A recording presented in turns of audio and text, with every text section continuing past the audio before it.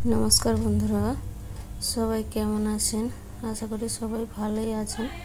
तो आबार एक नतून रेसिपि निये चले एलाम। आज के आमी तोरी रान्ना करब। तो ये रेसिपिटा अनेकेई किन्तु खाय ना, तो एक बार एई रकम अवश्यई बानिये खेते पारबेन। खेते किन्तु खूबई टेस्टी हय। तो प्रथमेई आमी एगुलोके झिंगार मतो केटे नियेछि, देखुन छिले परिष्कार करे और एक आलू सरू सरू करे केटे नियेछि। तो एबारे आमी कड़ा बसिए सर्षेर तेल गरम करे नेब। सर्षेर तेलटा भालो करे गरम होले दिए दिচ্ছি एखाने 5 फोड़न। तो 5 फोड़नटा किछुक्षण भेजे नेब भालो करे। भेजे निये दिए दिচ্ছি एखाने टमेटो कुचि। एबारे दिए दिচ্ছি एखाने तोरी और आलू।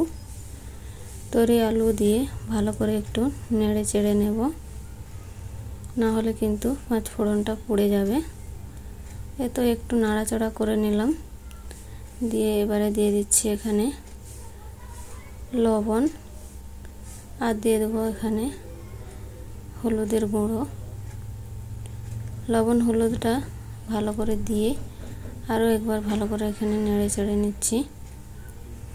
এটা খেতে কিন্তু খুবই টেস্টি হয়। একবার অবশ্যই বাড়িতে এভাবে রান্না করতে পারেন। তো ঢাকা দিয়ে দেবো গ্যাসের ফ্লেম লো রেখে।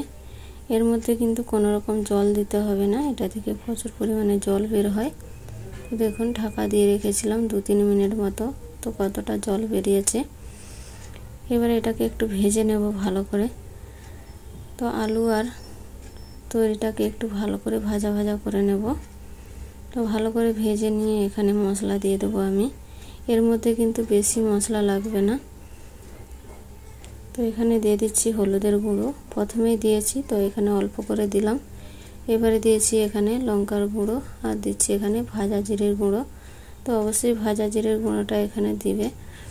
আর দিচ্ছি এখানে গরম মশলা গুঁড়ো। এবারে মশলাটা ভালো করে এখানে কষিয়ে নিতে হবে। আলু আর তরি কিন্তু ভালোভাবে সিদ্ধ হয়ে গেছে। তো এখানে আমি একটু মশলাটা ভালো করে হাই ফ্লেমে কষিয়ে নিচ্ছি।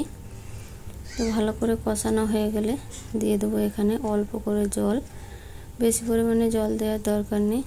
এবারে সব কিছুকে ভালো করে এখানে মিক্স করে নেব। তারপর গ্যাসের ফ্লেম একেবারে লো রেখে এটাকে আমি 2 থেকে 3 মিনিট মতো রান্না করে নেব। শুধু হলুদ আর লঙ্কার কাঁচা গন্ধ চলে যাওয়া পর্যন্ত এটা রান্না করলেই হবে। তো সব কিছু সিদ্ধ হয়েই আছে। তো 3 মিনিট মতো আমি এখানে রান্না করে নিয়েছি, দেখুন এরকম হয়েছে। তো এবারে গ্যাসের ফ্লেমটা এখানে বন্ধ করে আমি নামিয়ে নেব।